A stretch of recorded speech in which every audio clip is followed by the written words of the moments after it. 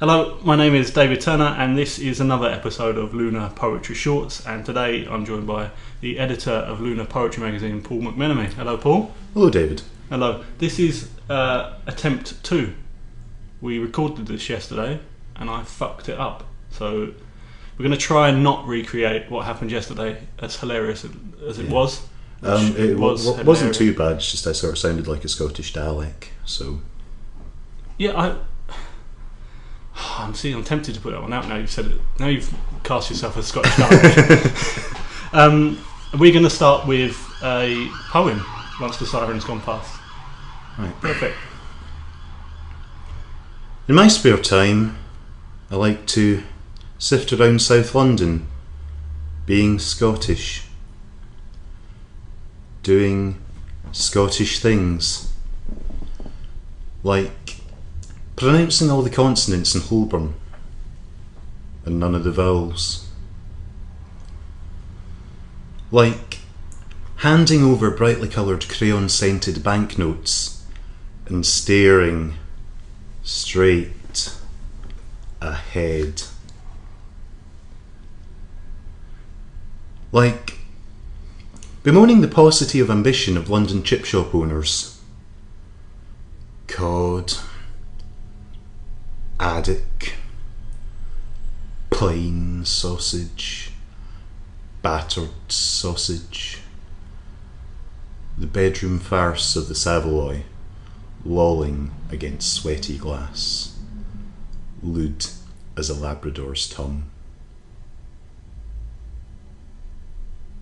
Scampi. Like buying those 2-litre bottles of Iron Brew that are always on special offer. Yes, those are for me. A Scottishman must imbibe at least 1 pint of Iron Brew per 24-hour period, with its combination of sugar, caffeine and quinine, which is why nobody in Scotland ever gets malaria, in order to counteract the alcohol naturally occurrent in his bloodstream. We do not drink more than you. We just mean it. The main exports of the Scotch are whisky, resentment, second division footballers, second-hand squaddies, whisky and politicians. All of our vagrants started out as government special advisors. The Scotch are a querulous race. Your Scotchman does not realise that certain words are considered improper in polite society.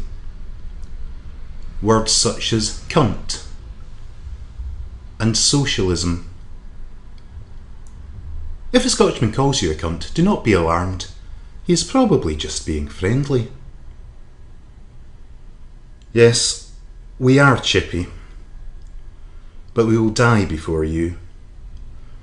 Of heart disease, lung disease, liver disease, brain disease, or some other lifestyle-related illness. Poverty is a lifestyle.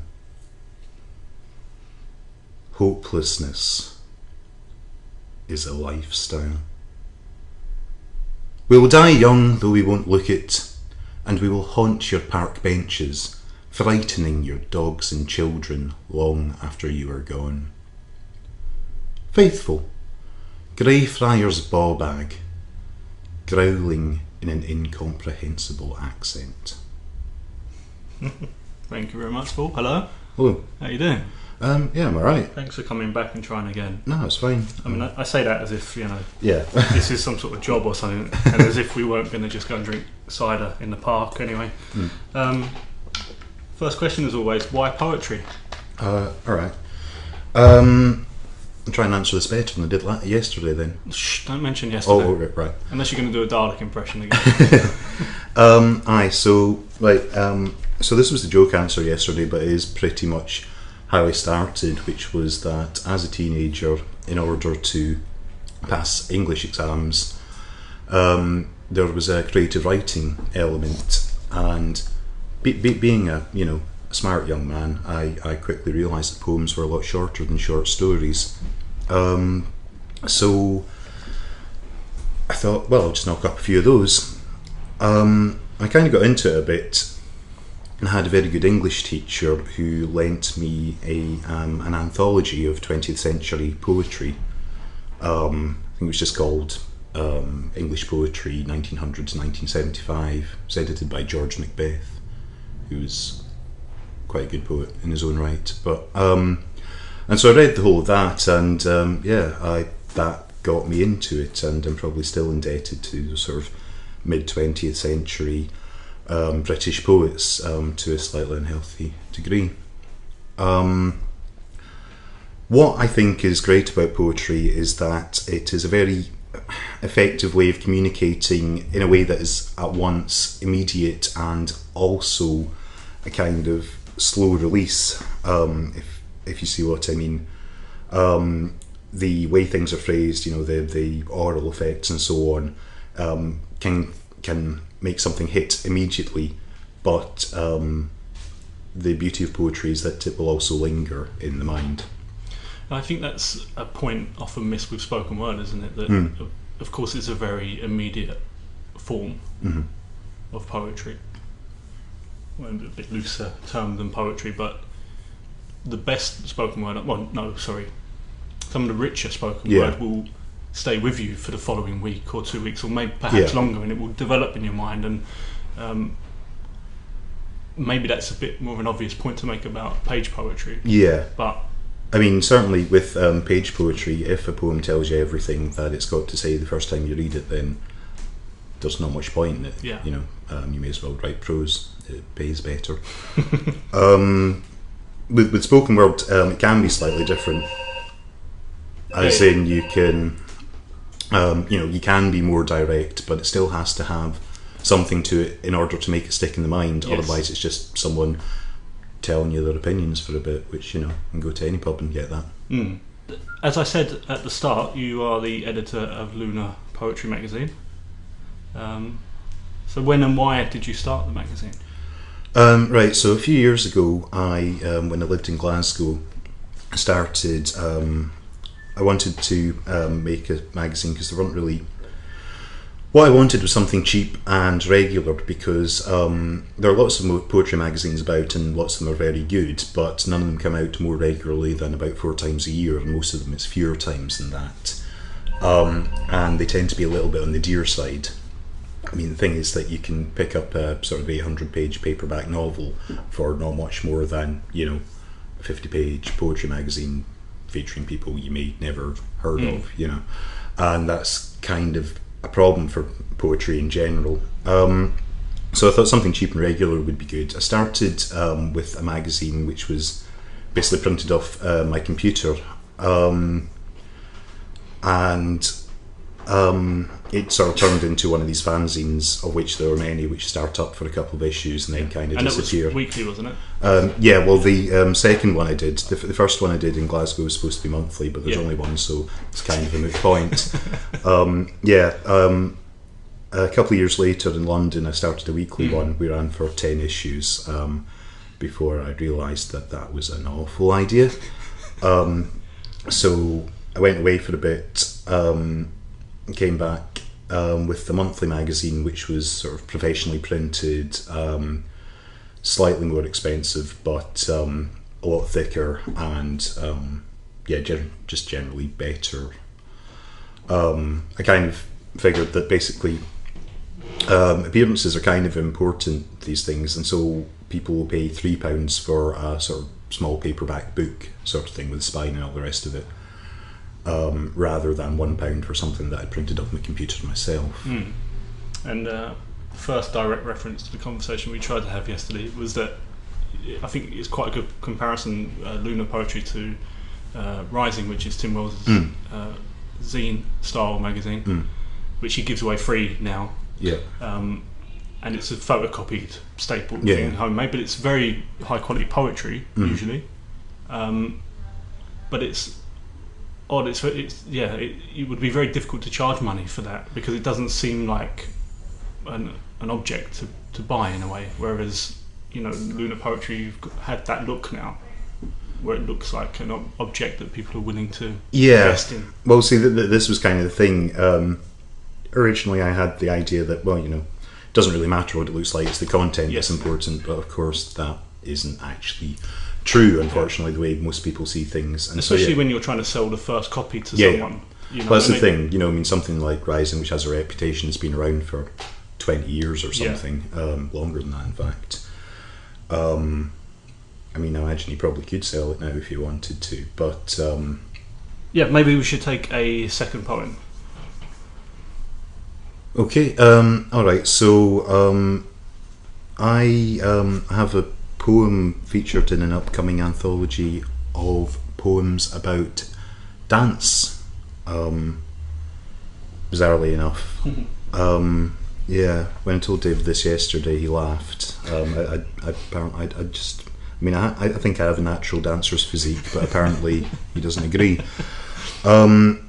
So this is now the second time I've ever read this out, so I'll try and do a bit of a better job than I did last time. It's the Emma Press Anthology of Dance, and it's launching on Thursday at the Rambert Dance Studio, I think. I think that's what it's called. It's in Upper Ground in London. Is that the 14th? Thursday the 14th of May? Yeah, if you're listening, Thursday is, if you're listening to this... yeah, that's a good point. Thursday will be the 14th, I think. Yeah.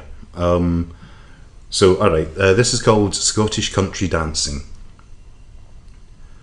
An accordion strains through a speaker, mutton through mincer, slops on the sprung floor we skip over, trying not to sticky up our sand shoes, scuffed white sergeants dashing off the wall bars, gay as gardens we step in to strip the willow, tying knots in notional osiers and ourselves.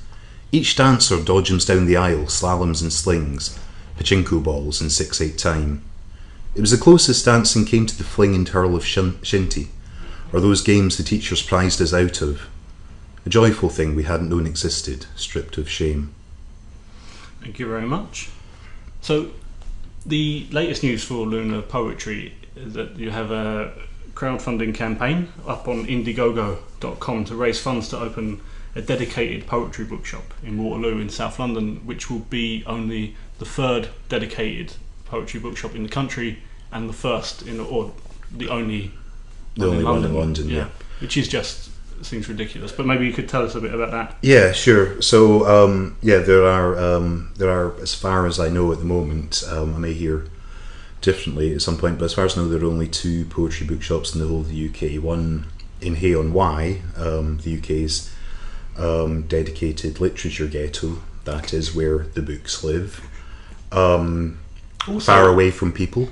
Is it Hay-on-Wye? That can't be a real place, can it? Yeah, Hay-on-Wye is just a marquee, isn't it, with a bench where Irving Welsh goes to sit occasionally, or J.K. Rowling, and they had their own poetry bookshop in the marquee. Anyway, sorry, it's the only time I've seen any evidence of Hay-on-Wye. Yeah, no, it's a tent city, I think, most of the time, but yeah.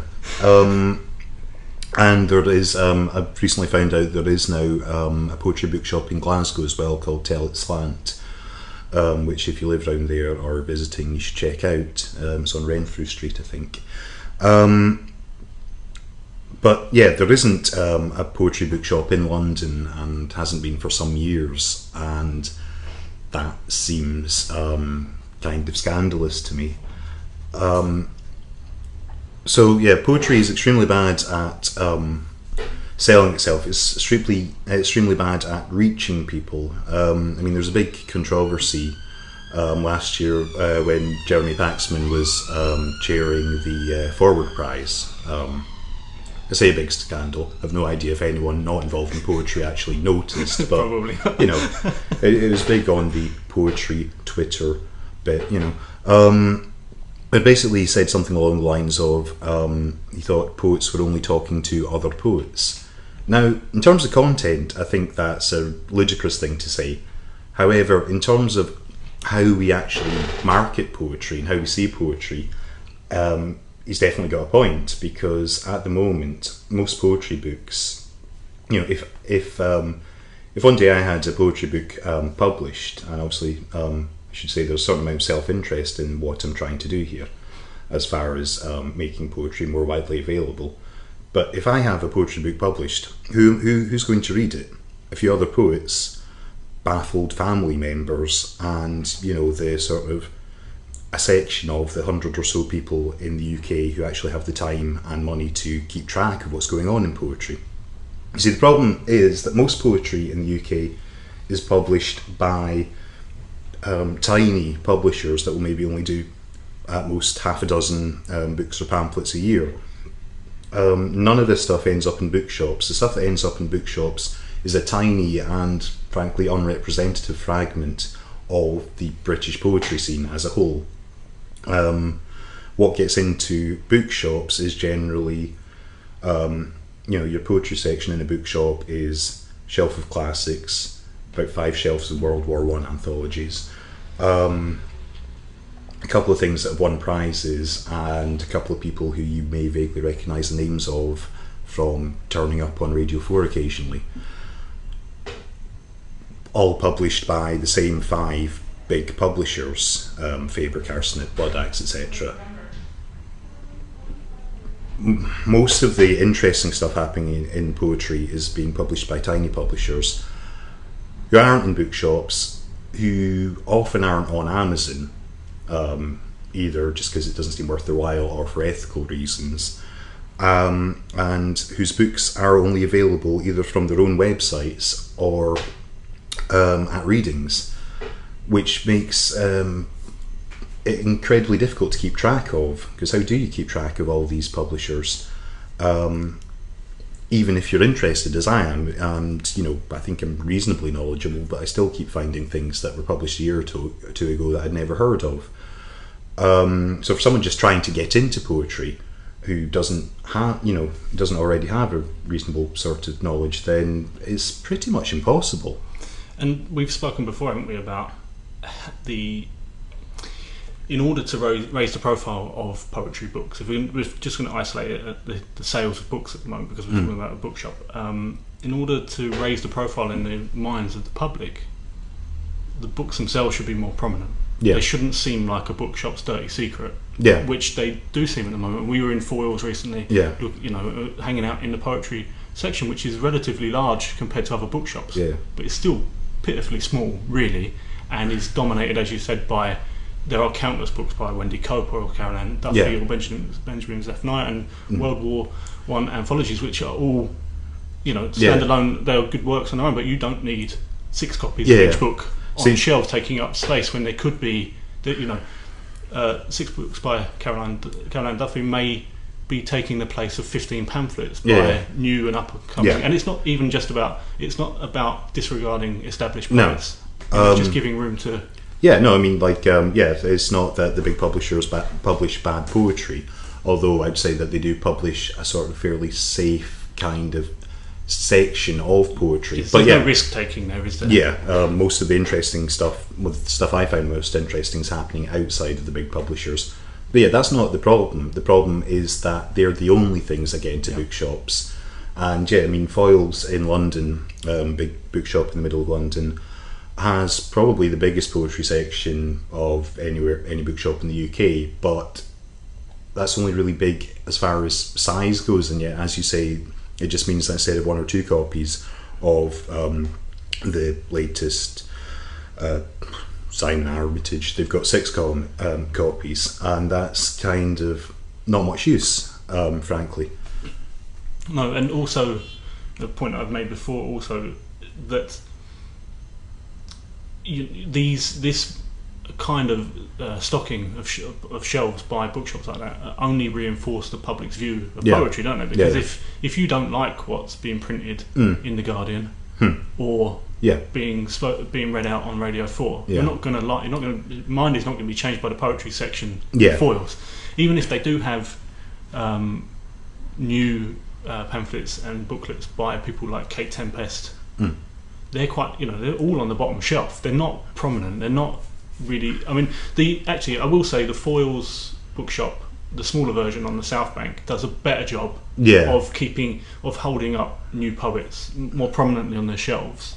But it's still only a couple of people. And if you have any sort of deeper knowledge of the poetry scene, you know very, very well. Yeah, But that's not actually what's going on as such. That's, you know. It's not great. And yeah, I mean, there was so for the last few years, there's been a thing called Free Verse, the Poetry Book Fair, running in central London.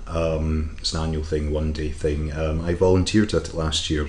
There are around 60 publishers there. I mean, big ones like Faber-Castell and so on, and lots of these smaller publishers, all having a desk each in a sort of big hall. And hundreds of people came, found lots of really interesting stuff, spent lots of money. There's definitely, if people see this stuff, then they will buy it. It's or at least read it or be interested, you know. And I think if you have the opportunity, even if you don't care for the stuff which is generally promoted in the UK, you will find something that you will like.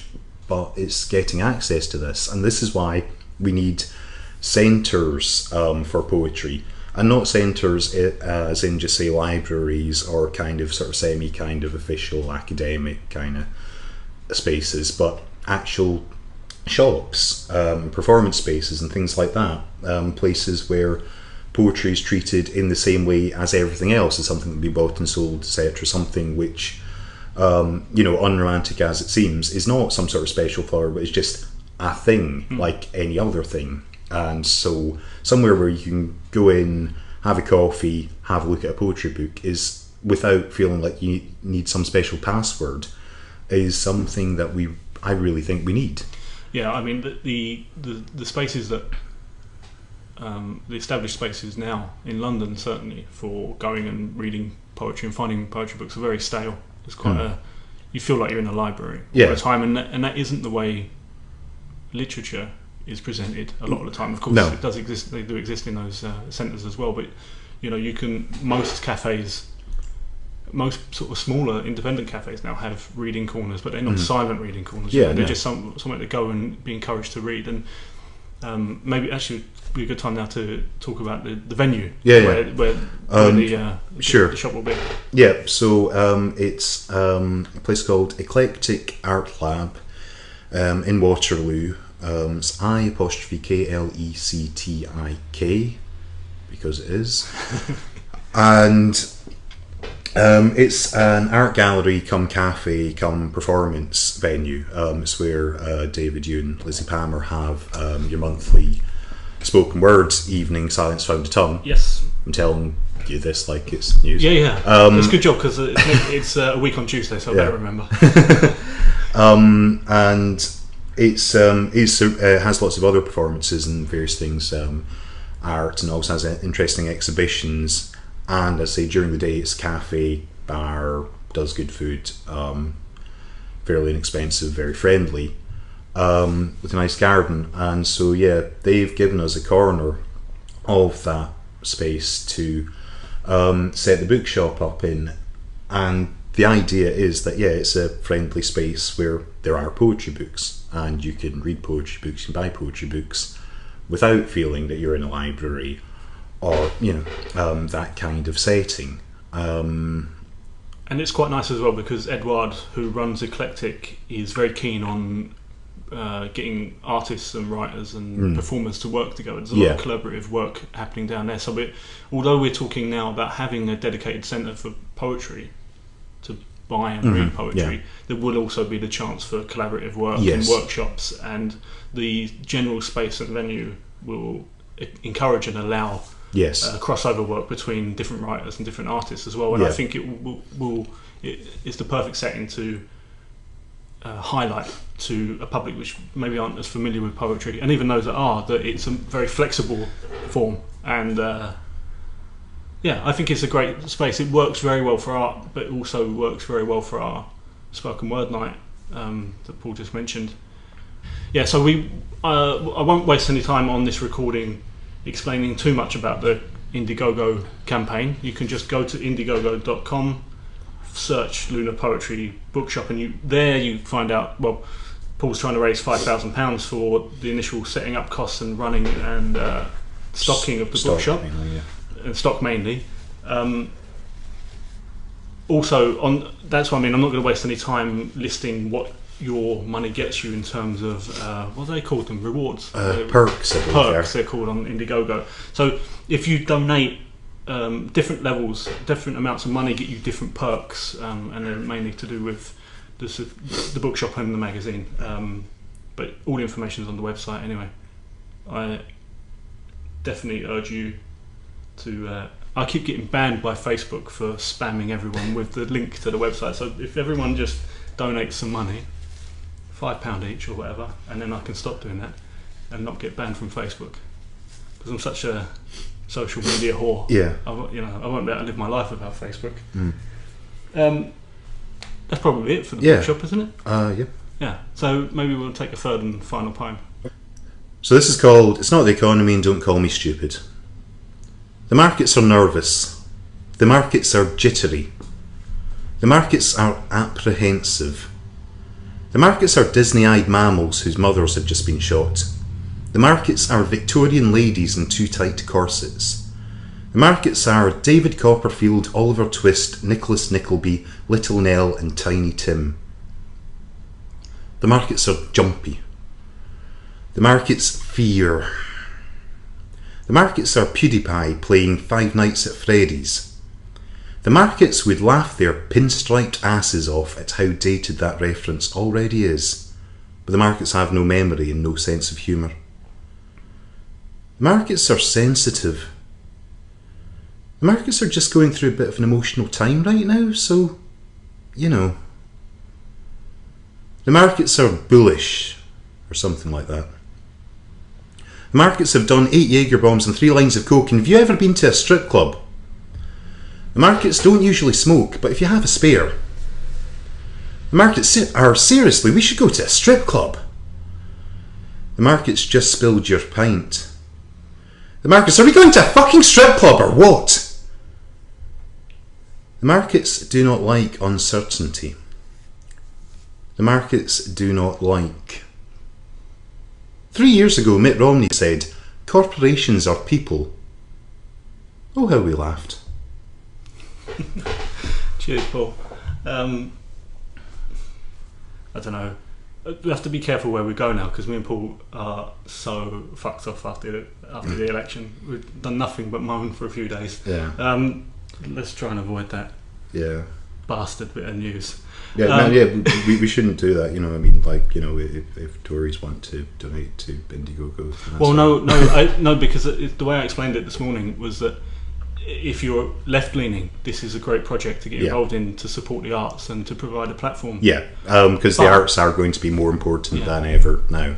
But if you're a Tory, hopefully one day you get so rich you can turn your back on all your friends and only stock Steve Larson novels and sell celebrity autobiographies. So there's a silver lining for everyone there, win-win. Yeah. When does the Indiegogo thing end? Right, so it's a 30-day campaign and it started last Wednesday, so early in June. Yeah, so there'll be a payday between now and then. There's another 3 weeks or something at least, isn't there? 3.5 weeks. Yeah. Anyway, just do it today. Whenever you're listening to this is the appropriate time to do it. Yeah. There will be a link directly to the Lunar Poetry Bookshop campaign page below this video until the campaign ends, at which time we'll take it off. Check out www.lunarpoetry.co.uk to find out what's going on in general with the magazine. You can find out all the reviews, live and written. Well, they're all written because they're on the website. Live events, I mean. Yeah. Live and print. Live and print, that's it. Lunar Poetry focuses a lot on spoken word and live events. So there's some great stuff on the website about that. Also, come to Silence Found a Tongue Twitter. Fuck, bored of this already. Silent_tongue is what we are on Twitter, where you can find out information about when our nights are. Paul attends all of those. There's always lots of information about Lunar Poetry. Thank you, Paul. All right, cheers, David. Cheers. There's nothing else, is there? No. There's never anything else. There's nothing else.